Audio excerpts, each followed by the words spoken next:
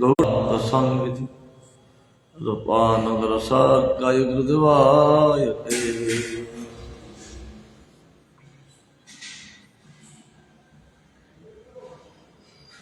বৃন্দারণ কলিকুঞ্জ সজ্জা সেবাধিকারী রাধাস্বকে হরি প্রিয় দ্যুতিবৃন্দে নমস্তে। সর্ববেদান্ত সারাঙ্গে ভগবত বিশ্বতে তৎপ্রসম্পতীর্থস্য নান্যত্ব সৎগতিকসি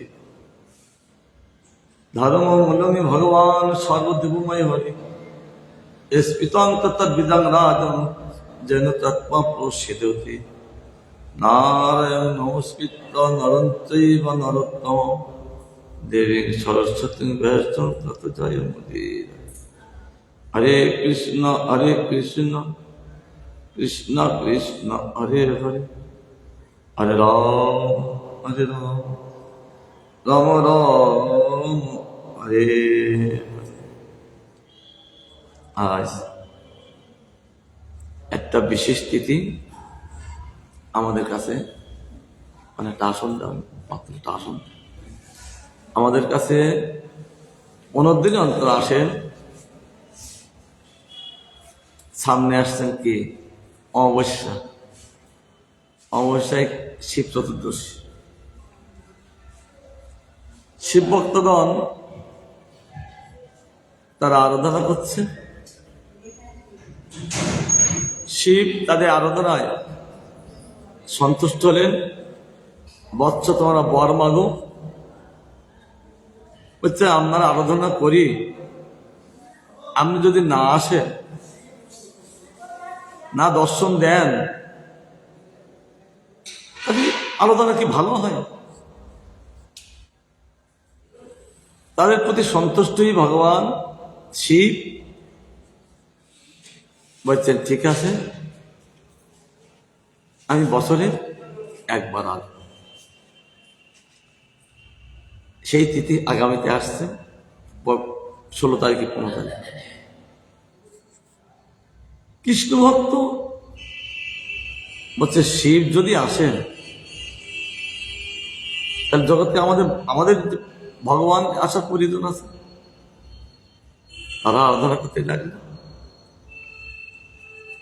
ভগবান তাদের আরাধনায় সন্তুষ্টই বলছেন তোমরা বর মাগো, তোমাদের আরাধনায় সন্তুষ্ট হয়েছি। বলছেন শিব যেমন আসছেন, আপনিও আসুন, আমরা আরাধনা করবো। আমরা যদি না দেখি কি করি আমরা আরাধনা করতে পারি? ভগবান বলছেন ঠিক আছে, তাহলে আমি ওই শিবের মতন আসবো। বলে না, একবার আসলে হবে না। ভগবান তাহলে কেমন আসবে বলো? তাহলে মাসে একবার আসবো? না, ভক্ত দাবি করে নিচ্ছেন আপনার মাসে 2 বার আসতে। ভক্তের দাবি ভগবান রাখেন, এই জন্য মাসে ভগবান এই 2 বার একাদশী রূপে আসেন। ভক্তগণ তারা বেশি কিছু আড়ম্বর না করে এই ভগবানের দিনটাকে হরি কীর্তন দিয়ে অতিবাহিত করে। কারণ এই দিনটা এলো ভগবানের দিন। এই জন্য তিথির নাম মাধব তিথি। আবার এই তিথিতে আর কে আছেন? একাদশীর নাম একাদশী। প্রথম একাদশীর নাম কি? আমার 26টা একাদশী আছে। এই গেল কয় মাস আগে, অজ্ঞারণ মাসে প্রথম একাদশীর নাম হলো উৎপন্ন একাদশী। সেটা মোক্ষদার একাদশী আগে পড়ে, তারপরে পরে মোক্ষদা একাদশী। উৎপন্ন একাদশী গেল। বছরের প্রথম একাদশী হল উৎপন্ন একাদশী। মূঢ়দৈত্যের সঙ্গে আর ভগবান যুদ্ধ করছেন।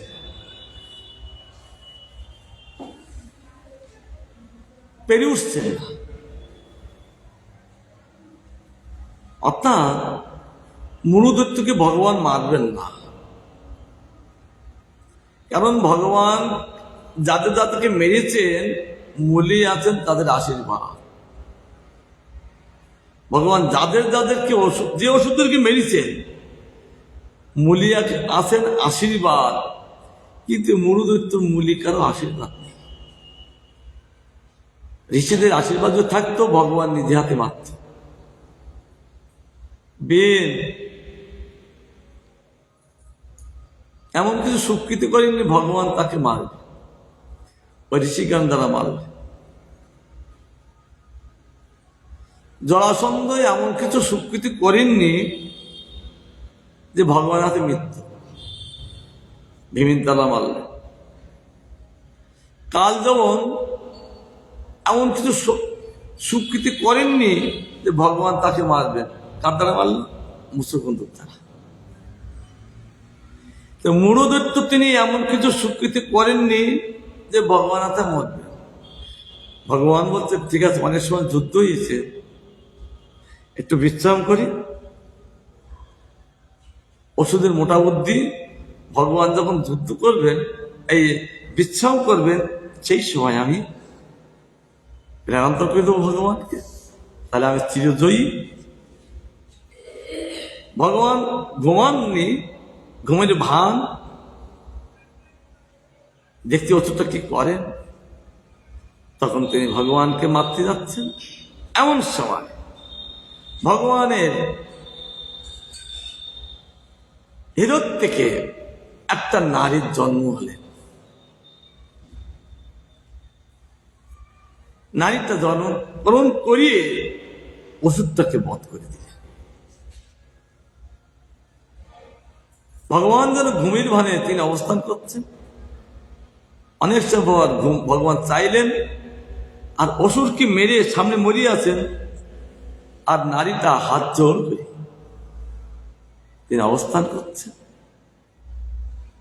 ভগবান চেয়ে দেখলেন, কি ব্যাপার, কে তুমি? আর এ কি করে মরল? তো ভগবান কিছু জানেন না, সব জানেন। মুগ্ধ লীলা, সবসময় সর্বজ্ঞ লীলা করলে তো হয় না, মুগ্ধ লীলা। গুরুমাজ বলেছেন এরাও দুইজন ভগবানের সেবক, মুগ্ধ আর সর্বজ্ঞ, এরাও দুইজন ভগবানের সেবক। যেমন সুখ দুঃখ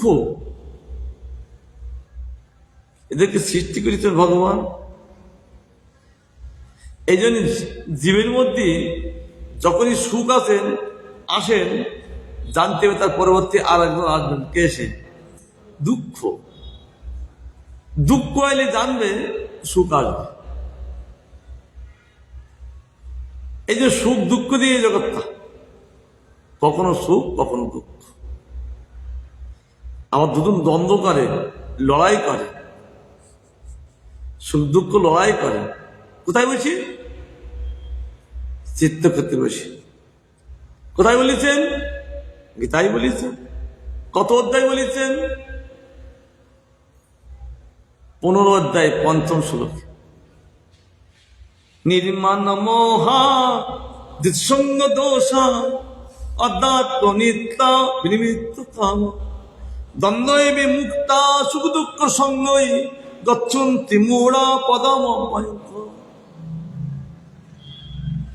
সাধুগণ এই দুটো দ্বন্দ্বত্বে বিমুক্ত হয়ে যান, অমূঢ়া মানে জ্ঞানী হয়ে যান। তারা দ্বন্দ্বে থাকেন না, কিন্তু যারা দ্বন্দ্বে থাকেন তার চিত্তক্ষেত্রে বসে এরা দুজন লড়াই করতে লাগে, সুখ দুঃখ। সুখ যখন অনেকদিন সেবা করেন, আর দুঃখ যে বলেন আমার একটু সেবা দে, বলছে না আমি একে ভালো সঙ্গী করছি, আমি যাবো না।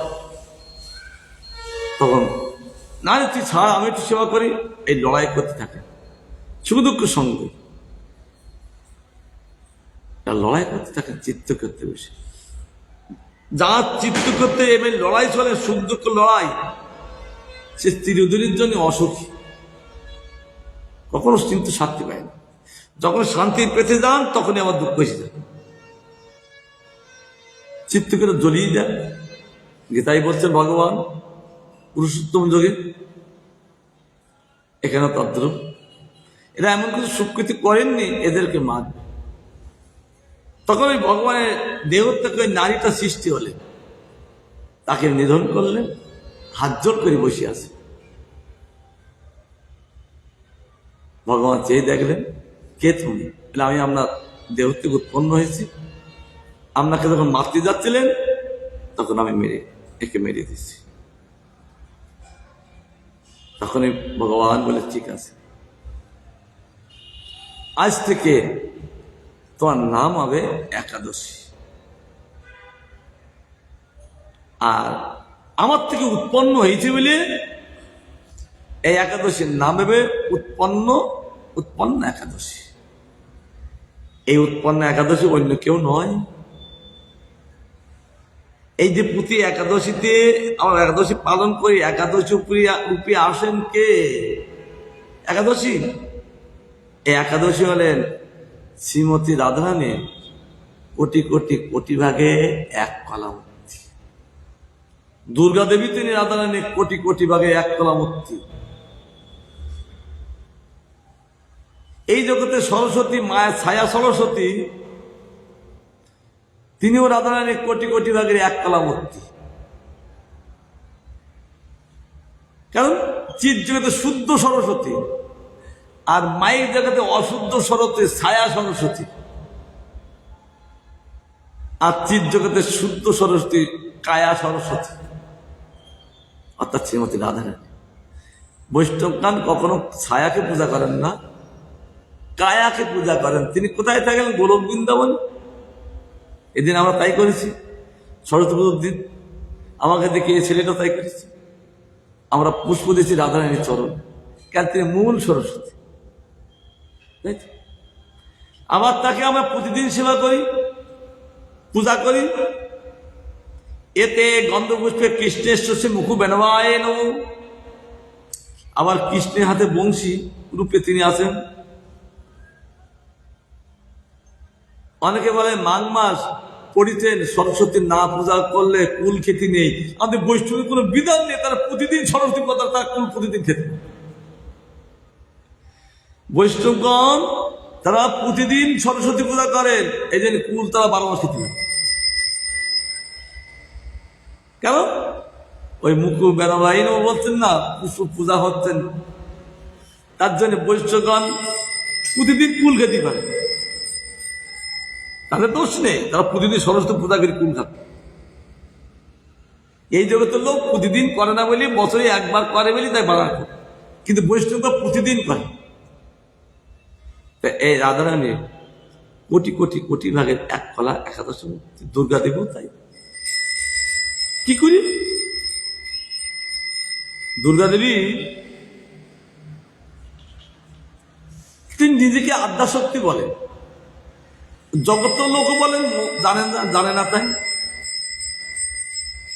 কিন্তু যতবার আদ্যাশক্তি বলে, আদিশক্তি, মূল শক্তি মহাদেব তিনি হাসেন।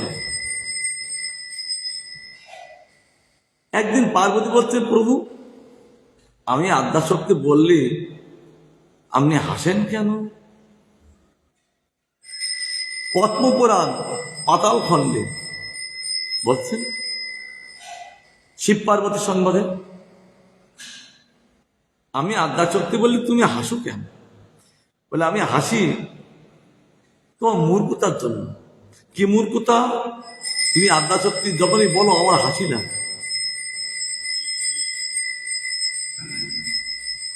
মানে আমি বললে আমরা হাসি লাগছে, জগতের লোক যে বলে তোমার সন্তানগুলো মূর্খ। কারণ মা মূর্খ হলে সন্তান কি হয়? মা মূর্খ, তুমি মূর্খ, তোমার সন্তানগুলো মূর্খ। তবে আদ্যাশক্তি কে একটু বলুন, তাহলে আমি ক্লিয়ার হতে পারি। মহাদেব বললেন, তাহলে আদ্যাশক্তি কে আমি বর্ণনা করছি, তুমি চুপ করে শুনবা, কান ধ্যান দিয়ে শুনবা। কারণ পার্বতী কথা কথা শুই পড়ে, একবার ঘুমিয়ে পড়েছি কোথাও অমরনাথে যে হরিকথা শুনতে যে ঘুমিয়ে পড়েছি। আর মেয়েদের সব পার্শ্বদের ঘুমিয়ে পড়ে, সব মেয়েরা নয়, যারা চিন্তনী, যারা পদ্মনী, তারা ঘুমিয়ে পড়ে না, তারা ভগবত কথা ভালো করে শুনে। যারা হস্তনী শঙ্কুনি তারাই ঘুমিয়ে পড়ে।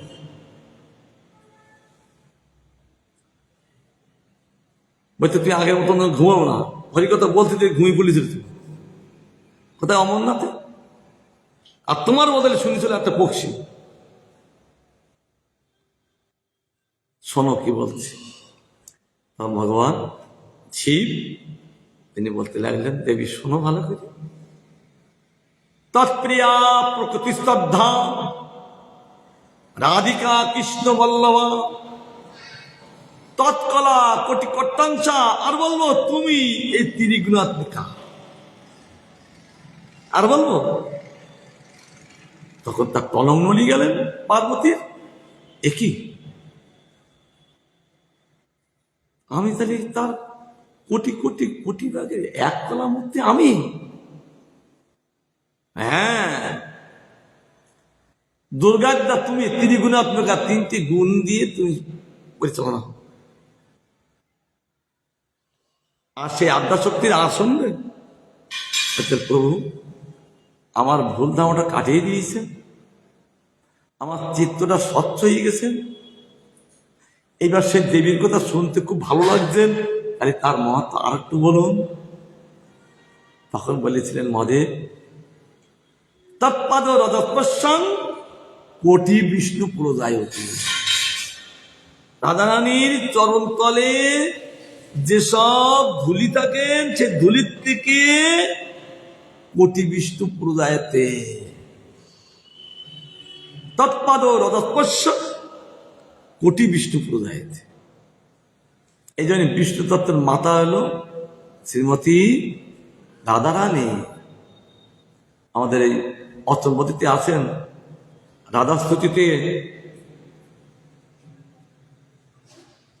পরশুরূপী উচ্চারণটা আছে।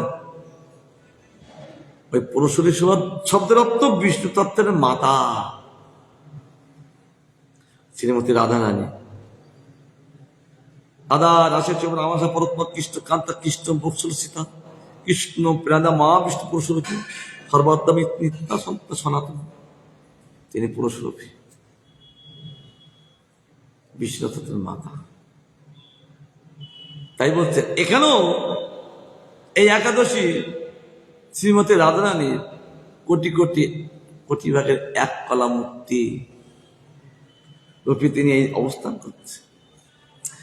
আর এই তিথিতে রাধারানী অবস্থান করেন বলে গোবিন্দ এই তিথি অবস্থান করেন, এই জন্য এই তিথির নাম মাধব তিথি। আবার ভক্তিভট্টকর গান করেছেন, শুদ্ধ ভকত চরণ রেণু ভজন অনুকূল।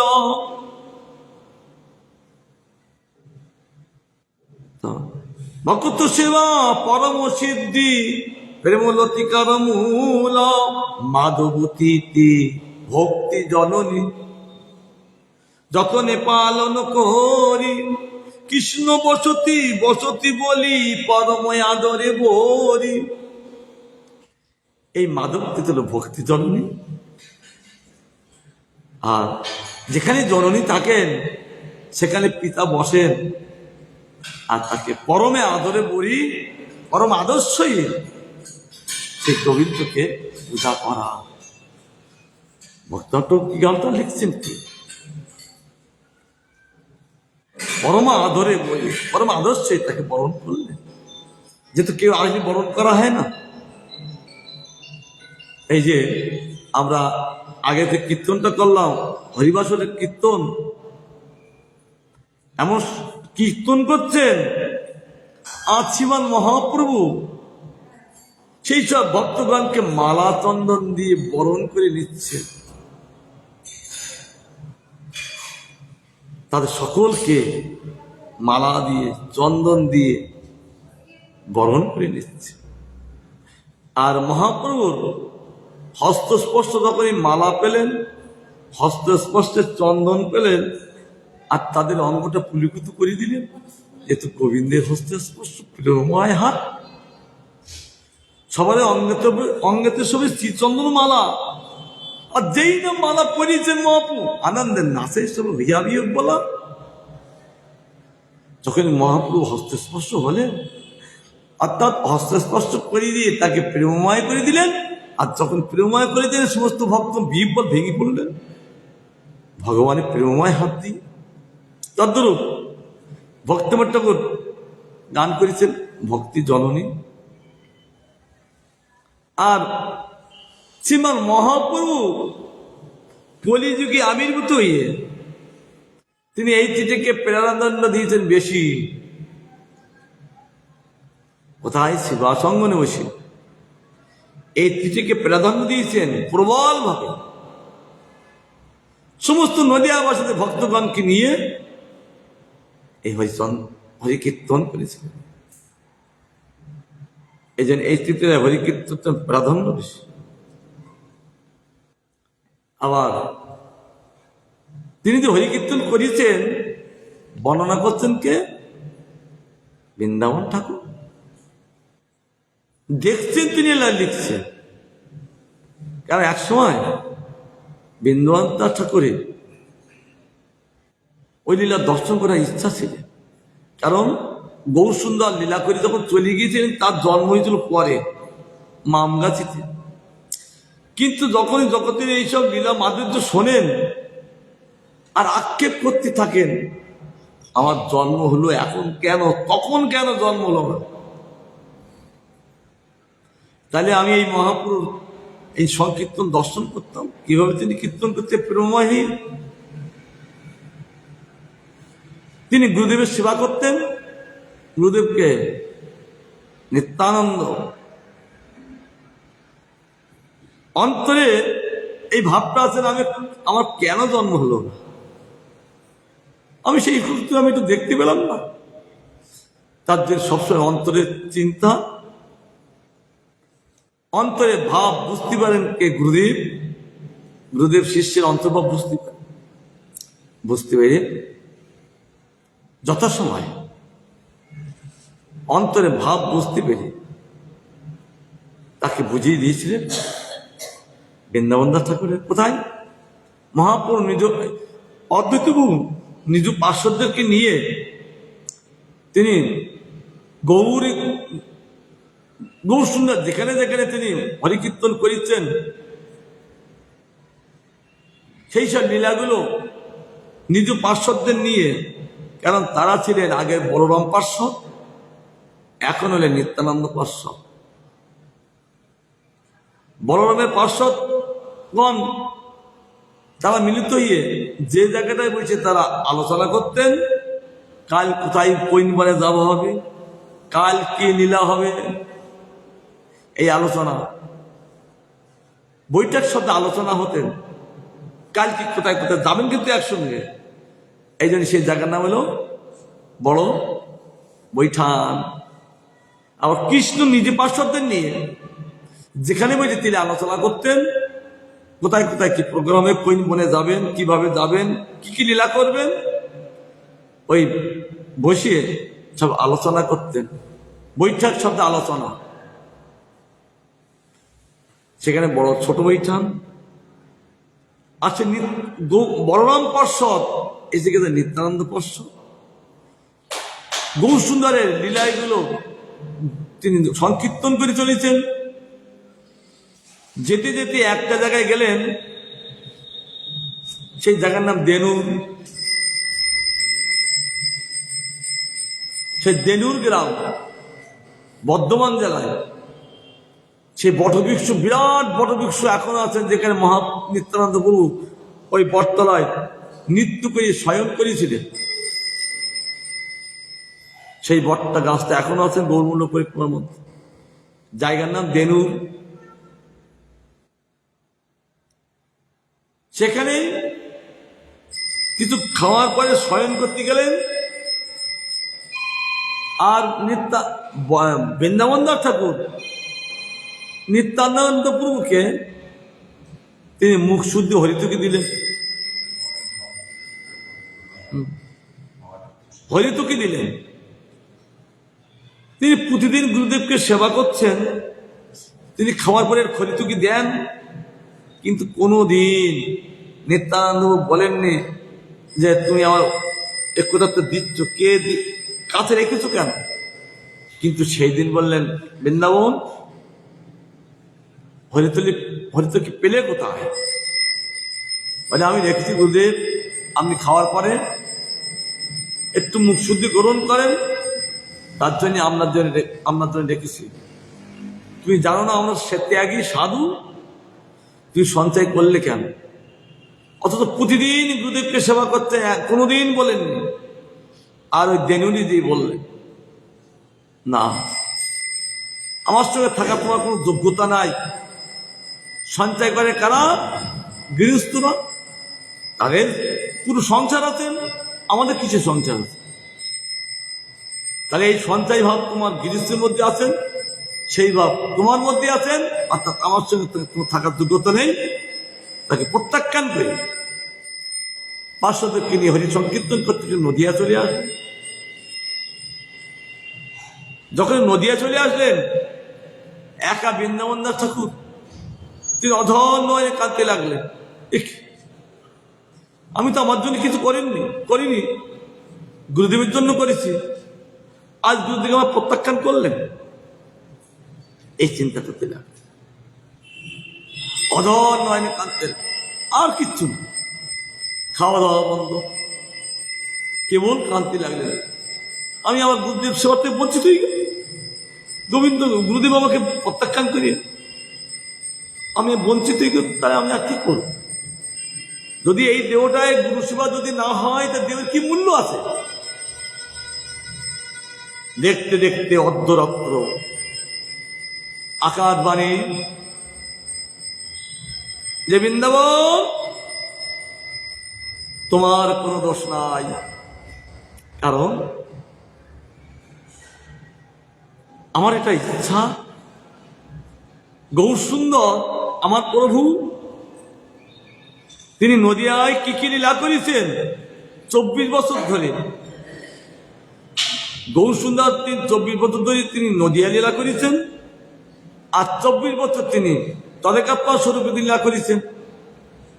সন্ন্যাসে পরে সেই লীলাগুলো তুমি গ্রন্থকে প্রকাশ করো না, মানুষ কিনেই থাকবে। যখন যদি লীলা না থাকেন, তাহলে কি নিয়ে থাকবেন? তখন গুরুদেবের বাণী শুনে হাত জোর করে বলছেন, গুরুদেব আমি সেই তো লীলা দেখি নাই, দেখলে তো প্রকাশ করবো। গ্রন্থরূপে হাত জোর করে বললেন, আমি কি করে প্রকাশ করবো? তখন বলছেন নিত্যানন্দ বাবা, আমি তোমার আশীর্বাদ করি, তোমার স্ফূর্তি হোক। যখন নিত্যানন্দ প্রভু আশীর্বাদ করলেন, আর সঙ্গে সঙ্গে কানেকশন তো বিরাট কানেকশন। নিত্যানন্দ প্রভু আশীর্বাদ করার সঙ্গে সঙ্গে বৃন্দাবন দাস ঠাকুর স্ফূর্তি, কেবল স্ফূর্তি না, চোখে দেখতে লাগলেন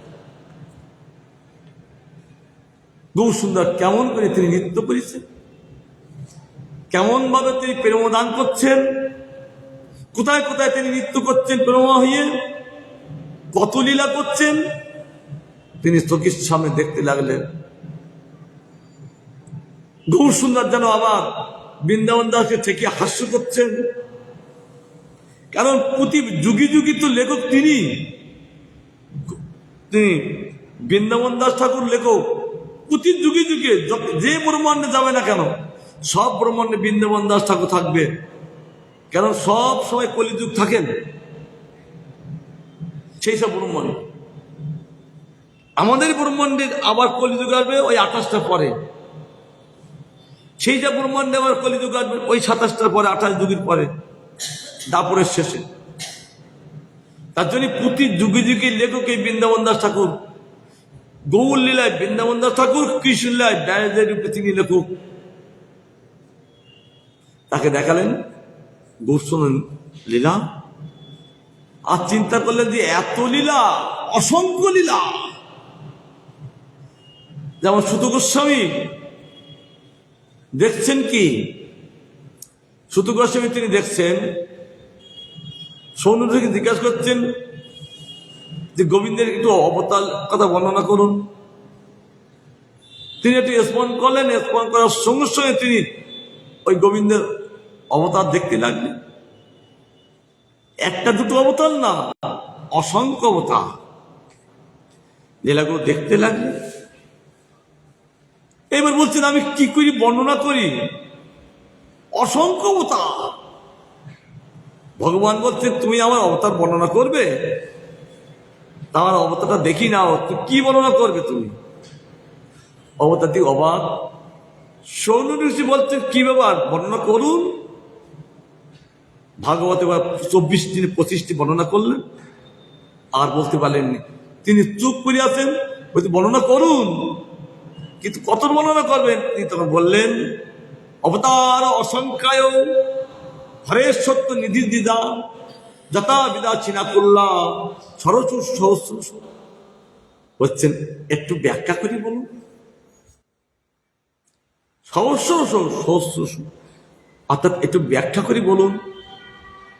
তখন তিনি ব্যাখ্যা করে বলছেন যেমন অক্ষয় সরবরাহিতে সমস্ত সমস্ত প্রবাহ নির্গত হয়।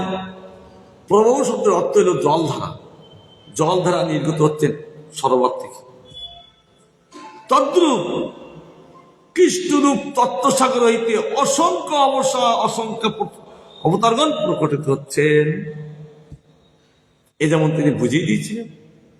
বৃন্দাবন দাস ঠাকুর সে লীলা দেখতে লাগলেন। কতটা বর্ণনা করব, সব লীলা দেখালেন গৌর সুন্দর। আমরা যদি ইচ্ছা করি আমাদেরও দেখাবেন। সেই লীলা তখন দেখালেন। এইবার তিনি অবাক হয়ে গেলেন। গুরুদেব বললেন বর্ণনা করতে, লিপিবদ্ধ করতে, লিখনিতে, কিন্তু আমি কি লিখবো, কি অবতারে বা লীলার কোনো সংখ্যা নাই। তখন গৌর সুন্দর বললেন বৃন্দাবন তুমি যুগে যুগে আমার এই বর্ণনা করার লেখক তুমি। আমি বলি তুমি তো বুঝতে পারছো না কোন লীলাগুলো প্রকাশ করবে। গৌর সুন্দর তখন বললেন এই লীলা প্রকাশ করো, এই লীলা তোমার প্রকাশ করতে হবে না। আমার সব লীলা এই কলিযুগের জন্য না। যেহেতু এই ভাগবত ব্যাখ্যা শ্লোক, স্বর্গে আছে 1 লক্ষ জল শোক, সেখানে ঋষিগণ পালা করে তারা ভাগবত আলোচনা করেন। কিন্তু কলিজীবের জন্য কত শ্লোক? 18,000 শ্লোক। তার মধ্যে গোস্বামীগণ কেটে কেটে আরো কমিয়েছেন 14,500 15,000 শ্লোক। আর সেখানে 1 লক্ষ শ্লোকে চলছে স্বর্গে। তার গৌর সুন্দর বললেন না, সব লীলা সব এই কলিযুগের জন্য না। কি কি লীলা এই বর্ণনা করছি। বন্ধ রাখো, ভালো কথা শোনো, বন্ধ রাখো। বলছেন কি কি লীলা বর্ণনা করতে হবে। আমি বলে দিচ্ছি গৌর সুন্দর সেই সব লীলাগুলো বলতে লাগলেন। সেই সব লীলা বলে তিনি অন্তর্ধ্যান, সেই সব লীলা আজ গৌর বৃন্দাবন দাস ঠাকুর তিনি বর্ণনা করতে লাগলেন। এই চৈতন্য ভাগবত পড়ে দেখবেন তিনি বর্ণনা করতে করতে তিনি থেমে দিতেন। মানে আর লীলাগুলো বর্ণনা চোখের সামনে দেখছেন তো, দেখেছেন, কিন্তু সেই লীলা বর্ণনা করতে পারছেন না, দুঃখ। তাই তিনি বারবার বলেছেন আমি মাত্র দিগদর্শন করলাম। চৈতন্য ভাগবত বর্ণনা আছে, আমি মাত্র দিগদর্শন করলাম, তাহলে আরো কত লীলা ভগবানের। তিনি বলতে বলতে নিজেকে আবার সম্বরণ করতেন, সেই লীলা ভাবদশায় যেতেন। যেমন ভাগবত বলতে সুখদেব গোস্বামী পাদ পরিশ মানুষকে শোনাচ্ছেন, আর তিনি ভাবদশায় যেতেন। আবার চিন্তা করলেন না, ভাবদশায় গেলে লীলা দিন তার 7 দিন, আমি ভাবদশায় যাব না। আবার তিনি নিজেকে সম্বরণ করে আবার তিনি ভাগবত বলতেন। বৃন্দাবন দর্শক তদ্রূপ ওই গৌর লীলা করতে করতে তিনি ভাবদশায় যেতেন। আবার বলছেন না, তিনি সব লীলা বারণ করে গেছেন। তাই তিনি বলে গেছেন আমি মাত্র দিগদর্শন করলাম, আরো কত লীলা দেখেছেন তিনি। এই জন্য সেই মহাপুরু এই কলিযুগে এসে হরিসংকীর্তনে প্রাধান্য দিয়েছেন শিবাসঙ্গনে। সেটা আমাদের বৃন্দাবন দাস ঠাকুর অপূর্বভাবে বর্ণনা করেছেন। আমরা সেই কীর্তনটা করেছি, ব্যাখ্যা করলে 1 ঘন্টার বেশি বললাম। ওই 1টা গানের ব্যাখ্যা আমি উড়িষ্যা যে করেছিলাম 1 ঘন্টা। কি ওর মধ্যে লীলা ভরা! তার মানে কি, যার নামে বাল্মীকি হইল তপোধন, যার নামে কি অজা বলে পাইলাম মতন, সে তার নামে বাল্মীকি তপোধন হয়ে গেছিলেন। কারণটা কি? সেখানে বৃন্দাবন ঠাকুর বর্ণনা করছেন যে সে তো বটেই, সে তো বর্ণনা করবেন, তিনি একজন ঋষি মুনি, তাকে বর্ণনা করবেন। কারণ তার দুর্গতি দেখিয়ে, দস্যুবৃত্তি দেখিয়ে সাধু চিত্তটা বিগলিত হয়ে গেলেন। ঠিক ব্যাধের মতন ওই রত্নাগার দস্যুর কাছে তিনি গিয়েছিলেন, যেমন ব্যাধের কাছে গিয়েছিলেন। চৈতন্য বর্ণনা আছে, সেই ব্যাধের কাছেও গিয়েছিলেন, যেমন গিয়েছিলেন। এখন রত্নাগার দস্যুর কাছে তিনি গিয়েছিলেন, কারণ দুর্গতি দেখি না, এর আর আমার দুর্গতি, আর আমি একে পৌঁছব না, আমার চিত্র কাঁদছেন না, আর দুর্গতি একে করতে দেবো না, ওকে আমি শোধন করবো। সাধুর চিত্ত যখনই যার প্রতি পড়বে, যেমন সাধুর করুণা যেখানে পড়বেন সেখানে তার মঙ্গল অনিবার্য। এই দস্যুর প্রতি তার করুণা এসে গেল। আর 2 জন দস্যুর প্রতি করুণা এসে গেলেন, তিনি কে? জগায় মাথায় নিত্যানন্দের করুণা তখন গেল। আর এই নারদের করুণা চলে আইলেন এর দস্যু করতে, না একে আমি আর দস্যুগিরি করতে দেবো না। তিনি সামনে এসে গেলেন, সাধুকে দেখলেন, চিত্তটার ভালোই গেছেন। সাধুকে দেখলে চিত্ত ভালো হয়,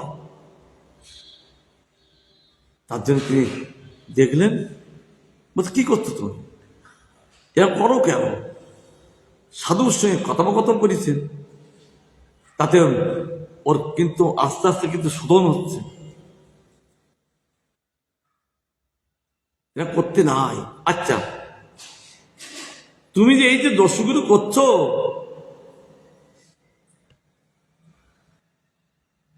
তবে এই দস্যুগুলো কি করো? কেন আমার সংসার চালাই। আচ্ছা, তুমি সংসার চালাও। সংসার কে কে আছেন?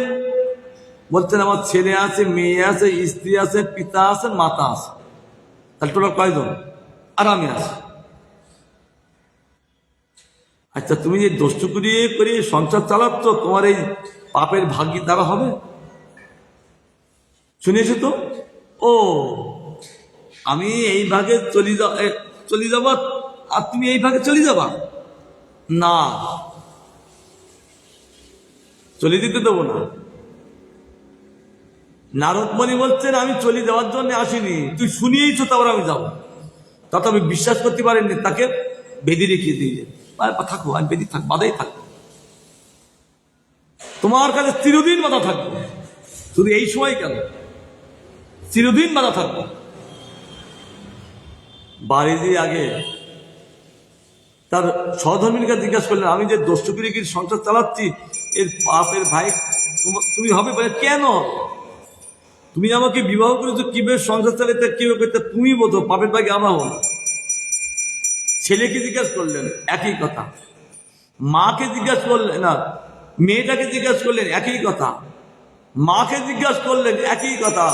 তুমি এখন, আমরা এখন বৃদ্ধ হয়ে গিয়ে, তুমি বড় হয়ে গেছো, পয়সা উপার্জন করে তুমি কিভাবে করবো, আমার কি বলতে পারো, আমার কোনো ভাগি নেই। বাবাও বললেন, এইবার তার বিবেক খুলে গেল। আমি যাদের জন্য দস্যুগুরু করিয়ে এই এদেরকে চালাচ্ছি, আর এখন দেখি আমার পাপের ভাগে কেউ হবে না। তখন তার চিত্তটা একটু, সাধুর বাক্য শুনেছেন তো, তার বিবেক খুলিয়ে গেল। সাধুর বাক্য বিবেক খুলিয়ে দেয়। আর একজন সাধু আর একজনকে বিবেক খুলিয়ে দিয়েছিলেন। তিনি কে? অন্ধ। কে? ধৃতরাষ্ট্র, বিধু। বিবেক দ্বার খুলে, আমার প্রত্যেকের কিন্তু বিবেক আছেন, কিন্তু এটা দ্বার আছেন তো আমরা দ্বারটা খুলতে পারি না। প্রত্যেকের দ্বারটা খুলি দেয় সাধু, প্রত্যেকের দ্বারটা সাধু খুলি দেন। এই দুই জায়গায় দেখা যাচ্ছেন, এক রত্নাকর দস্যু দ্বারটা খুলে দিলেন, আর এক ধৃতরাষ্ট্র দ্বারটা খুলে দিয়েছিলেন। বিদুর বলছেন এখানে দ্বার না খুললে হবে না। যাদের চিরদিন শত্রু করিয়েছেন, আবার নিজের ছেলেগুলো মারা গেছেন, আবার তাদের কাছে তিনি বসে বসে খাওয়াটা তো ভালো হবে না, তো কি গতি হবে কি? তখন তীর্থ পর্যটন করতে করতে তিনি কিন্তু ওই হস্তিনাপুরে তিনি আসতেন না। কেন? তীর্থ পর্যটন করতে করতে তখন এই বিদুরী কিন্তু 100 বছর পড়িছেন, মাত্র আর 1 সপ্তাহ বাকি আছেন। চিন্তা করলেন আমার অভিশপ্ত দেহ, আর 1 সপ্তাহ বাকি আছেন, কিন্তু এই সময় যদি আমাদের দাদাকে যদি করুণা না করি যায়, সে তো পাপে ভোগবে তো। তখন তিনি চলে আসলেন, বিবেকের দ্বারটা লাথি মেরে মানে বাক্যরূপ ভাষা দিয়ে খুলে দিলেন। কি মহারাজ বলছে, রেখে আমি ভালো করে দাদা বলে সম্মান করে বললে হবে না? কি মহারাজ, যাদেরকে সারা জীবন শত্রুতা করেছেন আর তাদের কাছে পোষা কুকুরের মতন বই বই খাচ্ছে, লজ্জা করে না? যেই না বললেন, সঙ্গে সঙ্গে তার দ্বারটা খুলে দিলেন। বিবেক খুলে, বিধুর তাই তো, আমি তো সারা জীবন তাদেরকে শত্রুত্ব করেছি, আর আমি তাদের পোশাক কুকুরের মতো খাচ্ছি। সত্যি তো, এতদিন কিন্তু বুঝতে পারেননি। যখন কটু বাক্য দিয়ে যখন তার দাঁতটা খুলে দিলেন, দরজা ভেঙে দিলেন, তখন তার বিবেক খুলে গেলেন। প্রত্যেকের বিবেক আছেন, কিন্তু সাধনে হলে দাঁতটা খুলবেন কে? সাধু দাঁতটা খোলেন। তখন বলছেন তাহলে কি করা উচিত? বেরিয়ে এসো, এখনই বেরিয়ে এসো। দুইজনে অর্ধরাত্রে তাদের বের করে নিয়ে হরিদ্বারে আনন্দ আরণ্যে নিয়ে চতুর্শনের তারা তাদের ভাগবত শুনে। আর এই রত্নাকর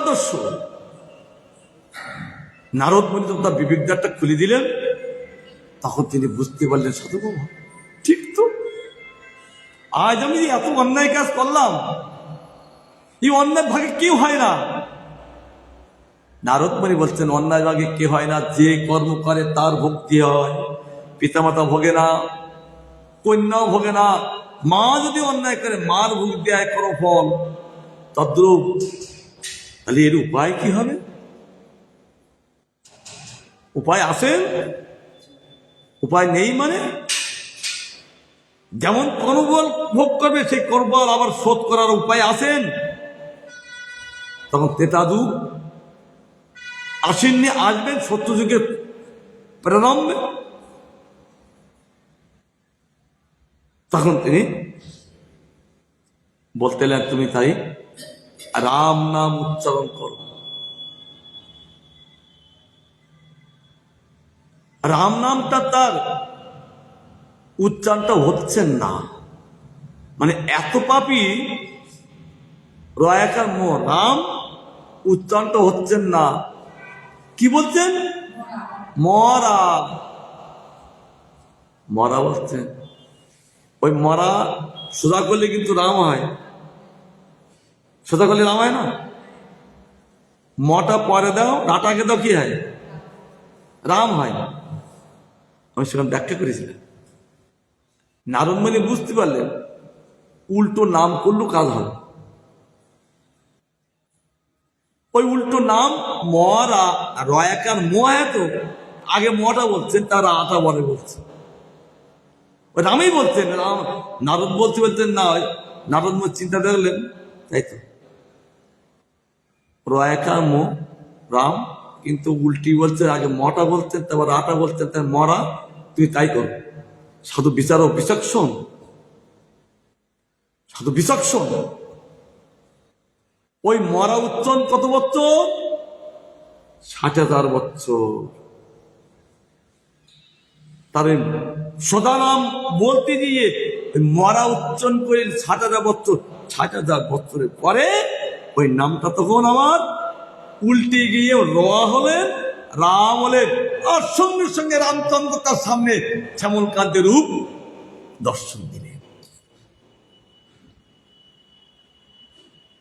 আমি মনে করি এই দোষটা যদি 60,000 বছর লাগে, তাহলে আমাদের কত হাজার বছর লাগবে?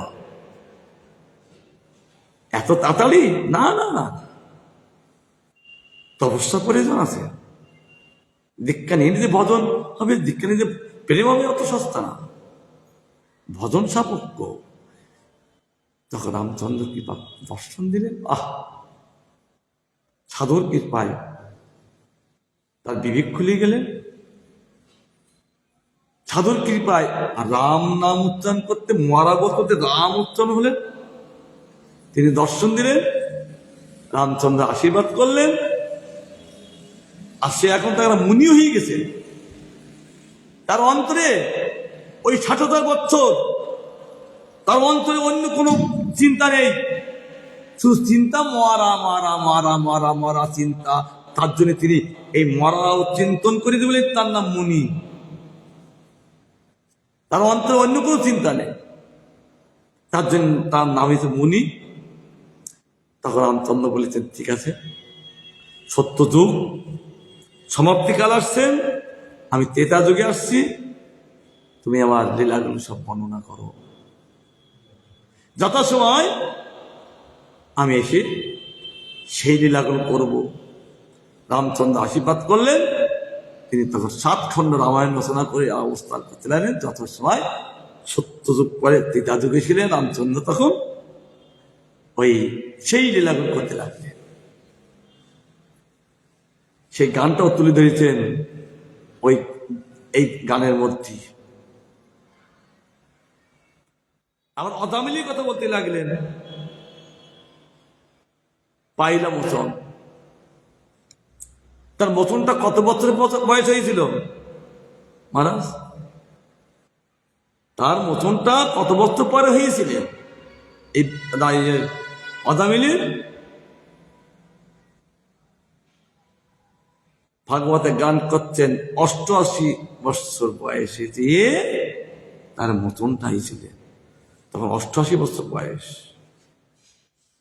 আর নামে মোচন হয়ে গেলেন, নারায়ণ নামে। তারপরে তার বিবেক খুলি। তারপরে আর 25 বছর ছিলেন। তাহলে 88 আর 25 কত? 123।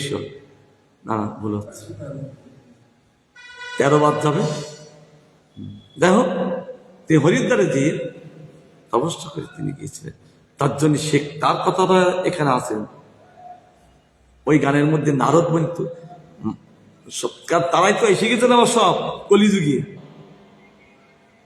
ওই বাল্মীকি মুনিও এসে গেছেন। এখন গৌর পার্শ্বদ তারা। আগে ছিলেন রাম পার্শ্বদ, এখন গৌর পার্শ্বদ। এই গানগুলো সকলে বর্ণনা করে আগে আসেন, সেটা বৃন্দাবন দর্শকে আমার লিপিবদ্ধ করলেন অপূর্বভাবে। আবার লাস্টের আগেটা বলছেন,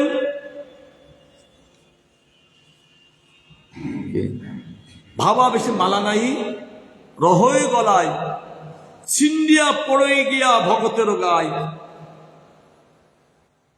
ছিন্দিয়া পড়ে গিয়া ভগতের গায়। 1 বছর না বহু বছর? একটা দুটো ভক্ত না,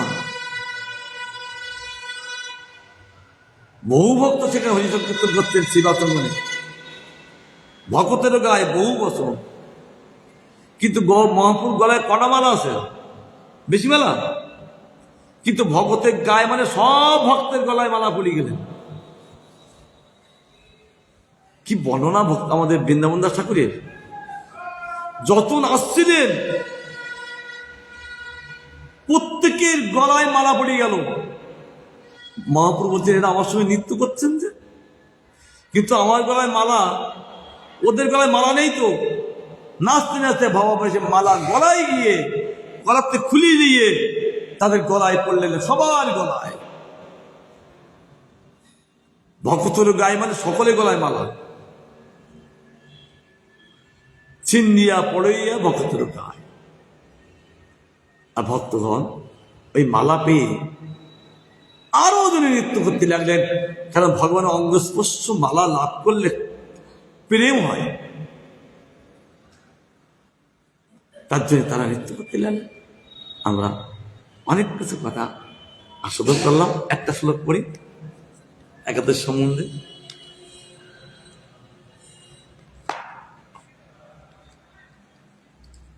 এখন একটা শ্লোক পড়ি, বাদ দেবো। আমাদের আস্বাদন চলছেন প্রপন্ন জীবনামৃত, আস্বাদন চলছেন ভক্ত পথনামৃত,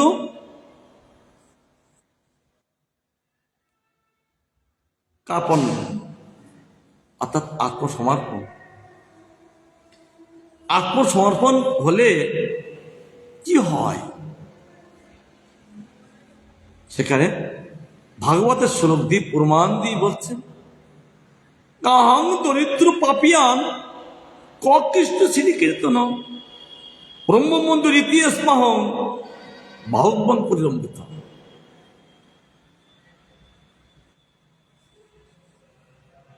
সুদামা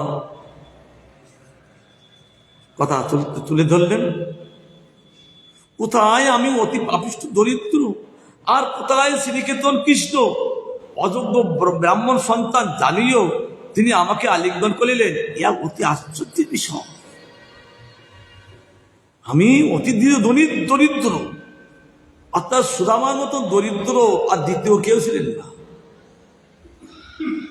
কাপড়টা কত জায়গায় তালি দেওয়া, ছেঁড়া, গিট মারা, তথাপি তার দুঃখ নাই, কেবল কৃষ্ণ না।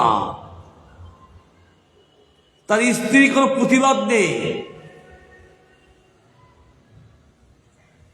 সন্তানাদি কাঁদছেন, কোনো প্রতিবাদ নেই। স্ত্রী গুরুকুলি পড়িয়েছেন,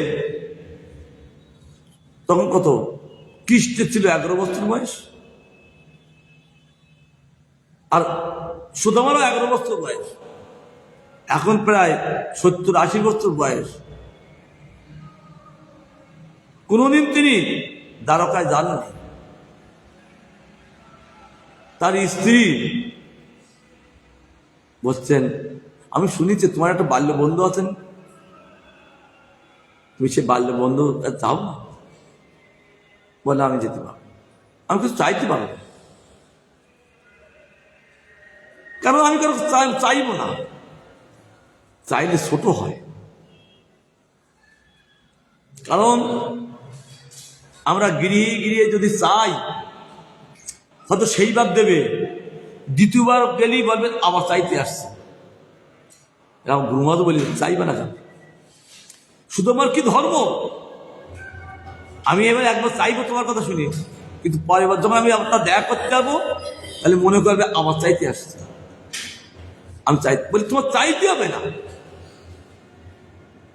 না চেয়ে নামের গুণে সেসব ফল পাইলে ভক্তিমত গান করেছেন। বলছে তুমি যার নাম করছো সে নামের গুণেতেই পাবে, তোমার তার কাছে চাইতে হবে না, না চেয়ে নামের গুণে সেই সব ফল পাইলে। স্ত্রীর কথা শুনে, আচ্ছা স্ত্রী 80 থেকে 11 বাদ দিলে 69 বছর তিনি কিছু বললেন না। এখন তিনি কেন বলছেন? অর্থাৎ এই ভগবানের প্রেরণা আসলেন তার স্ত্রীতে, আর স্ত্রী তখন স্বামীকে পাঠাচ্ছেন, বলছে সুশলা তো তোমার স্বামীকে পাঠা। ওই অত বয়সে দিয়ে পাঠাচ্ছেন। এতদিন কিন্তু সুদামার স্ত্রী বলেননি, তাহলে এখন নিশ্চয় বলিছে, সে তো বটেই। তার দুঃখ দেখে, তার দুঃখের নিষ্ঠা দেখে, দুঃখেরও নিষ্ঠা আছে। যেমন ভজনের নিষ্ঠা, সেবায় নিষ্ঠায়, কীর্তনের নিষ্ঠা, আর হরিদাসের নামে নিষ্ঠা, না হরিদাস নাম, সুদামার গরিবের নিষ্ঠা, দরিদ্রের নিষ্ঠা। তিনি ভাগবতময় তনু, সে কথা মহাপুরুষ গান করেছেন। চুকেয়া মহিলে করে না মাগে তো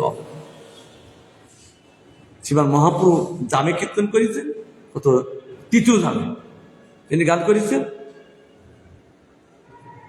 তিনি সেই দিক চলতে লাগলেন। তিনি ধর্মপ্রাণ, শুধুমাত্র ধর্ম নাই বললে চলবে, পরিপূর্ণ ধর্ম তার মধ্যে অবস্থান করছে। তারপর তিনি গিয়েছিলেন, কত আদর। তিনি যে অন্তরে যে ভাবনা করছিলেন, সেই অন্তরের ভাবনাটা দূর করে দিলেন গোবিন্দ। তারপরে তিনি যখন চলে আসছেন, তখন তিনি এই কথা বলেছিলেন, আহা কোথায় আমি দরিদ্র পাপিষ্ঠ, আর তিনি আমাকে আলিঙ্গন করলেন, চোখের জলে ভাসছেন। কি আশ্চর্যের বিষয়, অবাক হয়ে যাচ্ছে না। সব মনে আছে তো? ও রুক্মিণী দেখি অবাক। তিনি বললেন আমার বাল্য বন্ধু। রুক্মিণী তাকে জামন ডুলাচ্ছেন, কাকে? সুদামাকে। সাধু সেবা কৃষ্ণ নিদিয়াতে শিক্ষা দিচ্ছেন আচরণ করে, জগতের শিক্ষা দিচ্ছেন রুক্মিণী দেবী। ওই সুদামাকে চামড় ডোলাতে লাগলেন, কৃষ্ণের সঙ্গে কথা চলতে লাগলেন। তাই তিনি ওই সমাদর দেখি তিনি যে কোথায় আছেন বলতে পারলেন না।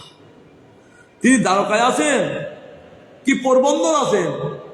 পোরবন্দর তার বাড়ি, কি পোরবন্দর আছেন কি দ্বারকায় আছেন? প্রেমময় হয়তো অনুপের লাভ করলেন। যখনই আলিঙ্গন করলেন, ভগবান প্রথমে তাকে প্রেম দিয়ে ধন্য করে দিলেন। এই প্রেম দিয়ে ধন্য করার কথা চৈতন্য ভাগবত অনেক জায়গায় বর্ণনা আছে। ঠিক কৃষ্ণচন্দ্র তিনিও প্রেম দিয়ে ধন্য করে দিলেন। তখন তিনি এই কথা বলতে বললেন, তিনি চলতে লাগলেন।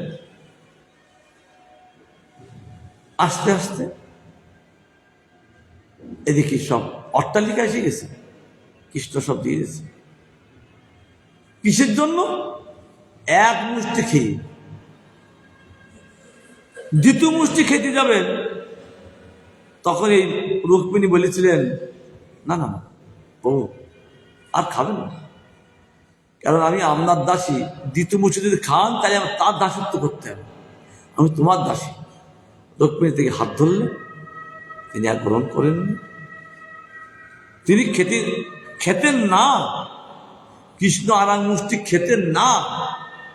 দেখি রুক্মিণী আমার দাসী কি তার দাসী, এই শ্লোকের মধ্যে ব্যাখ্যা ভরা। দেখি রুক্মিণী কার দাসী? তিনি সুদামার দাসী হবেন না আমার দাসী হবেন? তিনি রুক্মিণীকে দেখিয়ে আগেরটা যখন গ্রহণ করলেন, রুক্মিণীকে দেখি না, সঙ্গে সঙ্গে প্রথম মুষ্টি যখন খেলেন রুক্মিণীকে দেখি না, একটা সঙ্গে সঙ্গে। আর দ্বিতীয়টা যখন নিচ্ছেন, রুক্মিণী তাকাচ্ছেন, রুক্মিণী খাবো না কি করবো। এই শব্দের মধ্যে শ্লোক অর্থ ভরা। রুক্মিণীকে দেখে দেখে আস্তে আস্তে তুলছেন। রুক্মিণী বলছে সে কি, আমাকে দেখে দেখে তুলতে বলে খেলি তো আবার তার দাসত্ব করতে পারে, তার দাসত্ব না। সঙ্গে সঙ্গে আর হাতটা ধরলেন, ও খাবেন না, আমি আপনার দাসী, শুধু আমার দাসী হতে পারি না। কত গোবিন্দ রুক্মিণীকে শিক্ষা দিলে, কারণ নিত্য দাসী তো তিনি, কিন্তু তার পরীক্ষা করলেন কেন ভগবান? কারণ পরীক্ষা করলেন এই জন্য, শুধু আমার গায়ের যে বস্ত্রটা, কোনোদিন তো সাবান টাবান কিচ্ছু নেই, ময়লার উপরে ময়লা, ময়লার উপরে ময়লা, একটা দুটো বছর না। যেখান থেকে তিনি গুরুকুলে পড়ি দিয়ে বিবাহ করলেন, সেই দিন দেখতে ময়লা পড়ে আছে। কাজবেন কি করি, কিছু না। কিন্তু ওই ময়লা বস্ত্র দেখে রুক্মিণী দেবের একটু কি হয়েছিল, একটু বিতৃষ্ণা শিখেছিল। কেমন বন্ধু, কেমন বন্ধু রুক্মিণীকে তিনি দেখিয়েছিলেন। তারপর ভগবান তাকে সাধুস্থান অপরাধ হয়ে গেল, ঠিক সুদামার শচীমায়ের মতন ভাবভাষা আসছে। না না, এ তো সাধুর প্রতি বিতৃষ্ণা ঘৃণা ভাব এসে গেল। তো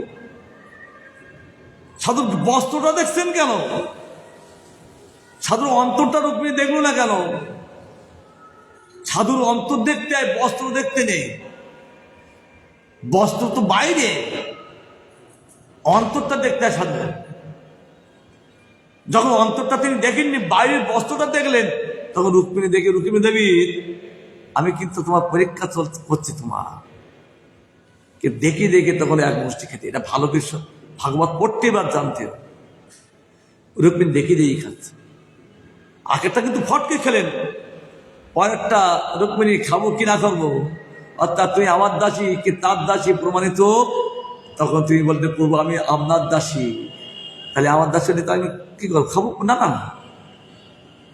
তাহলে তার দাসী হবো।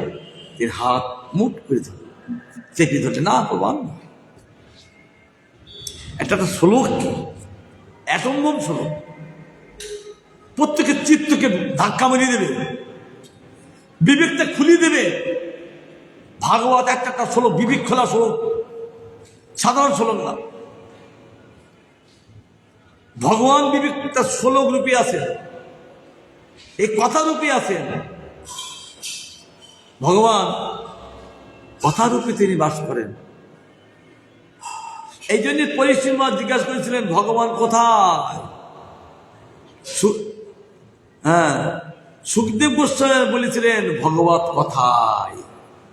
আমরা একটা শ্লোক আস্বাদন করলাম, আমার গুরু বৈষ্ণবের পুরনো হলে আমরা আবার আস্বাদন করব, তিনি প্রসন্ন হন। আমাদের মাধুর্য কথা আস্বাদনের আজকে গোবিন্দের কথায় মাধুর্য, সকলকে প্রেমময় করে দেন গোবিন্দের কথা। এই জন্য গোবিন্দের কথায় মাধুর্য। যখনই যা কিছু ঝঞ্ঝাট আসবে, গোবিন্দের কথা উচ্চারণ করলে ঝঞ্ঝাট কেটে যাবে। কেন দুঃখ বিনাশ করেন তিনি। আমার সেই গোবিন্দের কথা আস্বাদন করলাম। বাঞ্ছা কল্পতরুবশ্য কৃপা সিন্ধু বেবচ পতিতানাং পাবনেভ্যো বৈষ্ণবেভ্যো নমো নমঃ।